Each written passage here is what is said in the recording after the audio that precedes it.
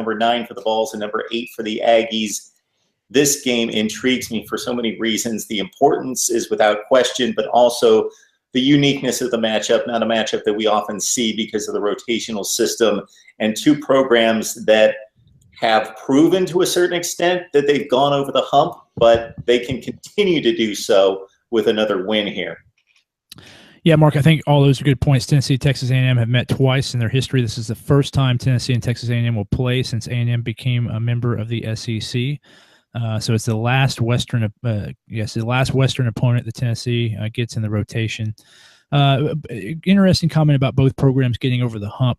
If you look, here's the one thing that kind of I look at when I look at Texas A&M going into this game. Very talented team. I think they're much tougher than they have been in the past. But if you look at the last 3 years, this is the week where Texas A&M generally falls off. The last 3 seasons they've started 5-1, 5-0, 5-0. The second half of the last 3 seasons they've been 3-3, 2-5, and 3-4.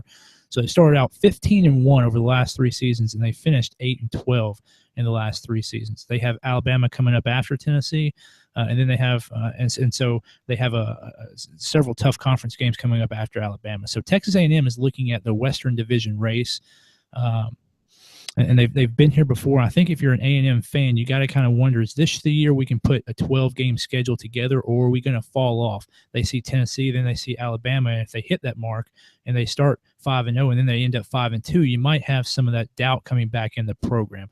For Tennessee, I think it's a little bit different. Tennessee got over the Florida hump early in the season. That's been Tennessee's problem in the past few seasons, is the early games. The early part of the season. They finish strong because they usually have Missouri, South Carolina, Kentucky, and Vanderbilt that last half of the season. So for Tennessee, I think it's a little bit more of that impact you were talking about. Once they got past Florida and Georgia 2 weeks in a row, I think they have that over-the-hump momentum that you discussed. But, yeah, you're right. These two teams are very more similar than people think. Both of them have had great second halves of every game they've played. Both of them are athletic and dynamic and diverse on both offense and defense. So I think it's going to be a great game, Mark. Absolutely. So when you mentioned Texas A&M's record in recent years and the difference between first half and second half, or first 5 games and final 7 games, and it's kind of a well-known narrative around the SEC that the Aggies drop off that second half of the season. I don't know so much that they drop off, but obviously it then becomes the SEC Western Division schedule. And this season, if Tennessee's as good as they possibly could be, that's almost an extension of diving into the SEC West when you get a Tennessee involved as well. What's really interesting about the Vols, and you know the Vols about as well as anyone, is in 2015, almost conversely pulling games out in 2016. So last year, Florida, Oklahoma, Arkansas, Bama, that we chronicled in many different ways throughout the offseason. So I'm not going to delve into exactly how those games were lost. But this year, of course, 21-0 down to Florida. The Georgia game down 10 several times. The App State game down 10, taken to overtime. Virginia Tech at 14-0. This is a different Tennessee team in regards to the results versus the way it played. Because if you look at the advanced metrics, Mike, and you can speak to this, in terms of game control, Tennessee, despite losing 4 games last year, was 4th in the nation in game control at 60%. And this year, that's dropped off considerably. I believe it's down to 60th in the country in game control. And also in terms of the number of plays that they've trailed throughout all their games.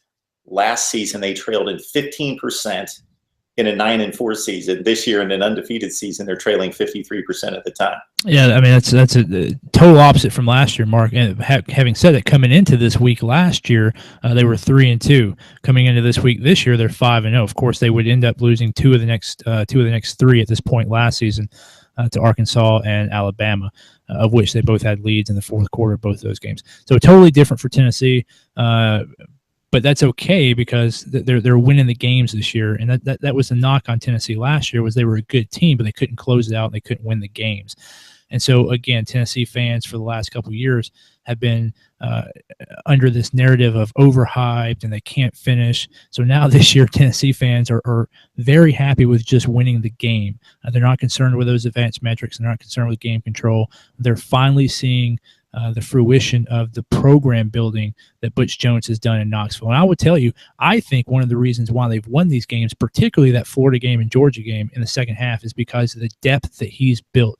A program like Tennessee is always going to have talent, but in the SEC, you have to have talent 2 and 3 deep. You have to be able to rotate defensive linemen and linebackers. In the Florida game, I believe they played 11 or 12 defensive linemen in that game, and they played 6 linebackers, and that's with Jalen Reeves may have been out after the second series, and Darren Kirkland didn't even play in that game. They still played 6 linebackers, and they were able to have a dominant second half against Florida.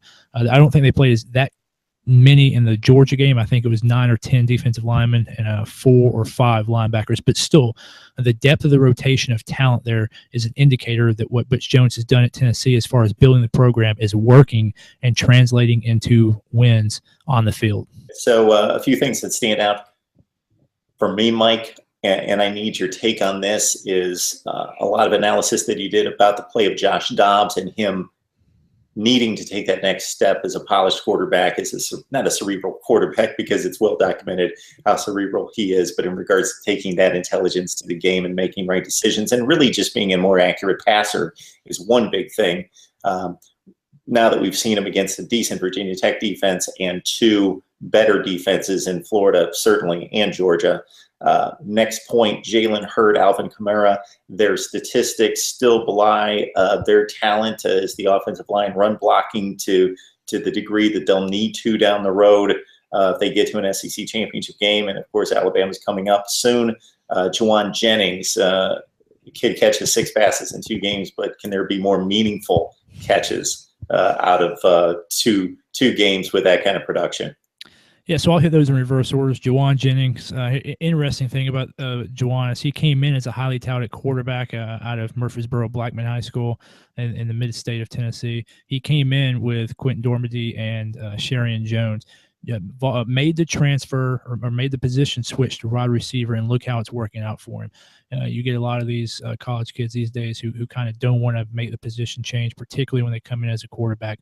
Juwan did that, and now he's pretty much he's almost reached legend status in Knoxville as a sophomore with that Hail Mary catch and the catch against Tease DeVore in the Florida game. So Juwan Jennings having a great sophomore season, a testament to what can happen when a great athlete does what his team needs to do. In this case, it was position switch. Jalen Hurd and Alvin Kamara, if you look at the film, Mike DeBoer, the offensive coordinator, said the first half against Georgia was the offensive line's best half of play all season. They've been getting continually better. And I think they're going to continue to get better. Their run blocking actually hasn't been quite as good as people thought it would be. That's been a strength the last 2 years as opposed to their pass blocking. Butch Jones, of note, speaking of Jalen Hurd today, said that he is game time decision for the Texas A&M game with an undisclosed lower body injury. So we'll see how that goes. I think Texas A&M is going to be a good matchup for the Tennessee offensive line because Texas A&M, while they have gotten better against the run defense, they are a pass rush focused defense, particularly on the ends. Their 2 tackles do take up space, but I think Tennessee will be able to scheme against the aggressiveness of that line. And Tennessee's offensive line is much more of a what I would call a not that this term exists, but a precision blocking. They do a lot of movement, a lot of pulls. So I think they're going to be okay against Texas A&M, particularly in the run blocking. They, obviously, with Myles Garrett and Deshaun Hall, they're going to have struggle with pass blocking as any team would. And then Josh Dobbs. If you look at Josh Dobbs, the accuracy is a little bit better. And this is what I've said about Joshua Dobbs over the past 2 years.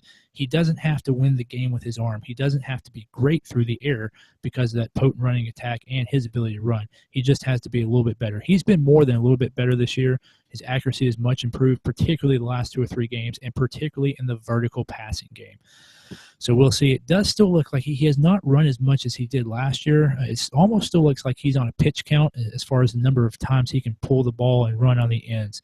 That's something I've been looking at, something I've been kind of surprised with, because usually once he's able to establish himself running on the ends, that kind of opens up the middle for Jalen Hurd, and it forces defensive coordinators to kind of spy him a little bit, which opens up the middle.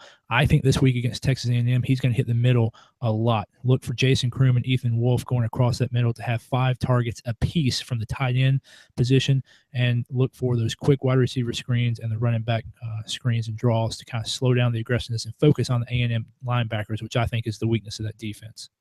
My quick take on the Aggies is, number one, the first thing that comes to mind in seeing most of the game against Arkansas is that this was a team that was not pushed around for the first time against a strong opponent. And when I mean strong, I mean physically strong. It's typically Arkansas, LSU, and Alabama in particular that have pushed around the Aggies in the second half of the season during that slide that we've talked about. But this was a team that on a number of occasions came up against a 3rd and short, 4th and short against that Arkansas running game, and they stood tall and they shut it down, and they owned the line of scrimmage in those situations. Next would be Trevor Knight. I believe he needs to have his best game of the season. He's been good in spots. He's been a running threat. Not that he's a dynamic runner, but he's a threat. He keeps defenses honest in the running game, and he makes the right decisions in the read option of when to keep it, when to give it to the back. And speaking of backs, Travion Williams has been exceptional against really good defenses. He's averaging over 9 yards a carry against the likes of UCLA, Auburn, and Arkansas. 3 pretty stout defenses this year. Mark, some great points. First of all, hit the A&M defense. They are much tougher. They're a much improved unit. This A&M team is a legitimate top 10 team. Of course, you look at John Chavis. Kevin Sumlin was able to pull him away from LSU 2 years ago. Chavis obviously is a Tennessee guy, coached defensive coordinator at Tennessee for years under Phil Fulmer, to include the 98 championship season. So everybody knows what John Chavis can do with the defense. He kind of helped build the defense that LSU's had for the past 8 or 9 years when he was a defensive coordinator there. So Chavis in the second year is obviously going to have a much tougher defense and a much better defense, and they've shown that on the field. Here's the thing about Trevor Knight. By my count, there are at least 11 starting transfer quarterbacks in Power 5 conferences. I think Trevor Knight's the most valuable transfer quarterback of all those guys. Maybe Davis Webb second out in California. But Trevor Knight has been more important to the A&M team after that disastrous offseason than any other transfer quarterback I can think of off the top of my head. Again, 11 transfer starting quarterbacks in P5. That kind of struck me as extremely odd. But that's how important Trevor Knight's been to this A&M team. That quarterback position was a tremendous question mark with the 2 starters leaving before the bowl game last year and then going into the offseason. Trevor Knight's come into the locker room. He's provided that leadership, that senior presence at the quarterback position, which is obviously the most critical position to have that intangibles. He's provided that, given that to this team, and he's executed on the field as well. By far, I think the most important transfer quarterback of all 11 of those guys across the nation this season. Very important for A&M that he continues his good play.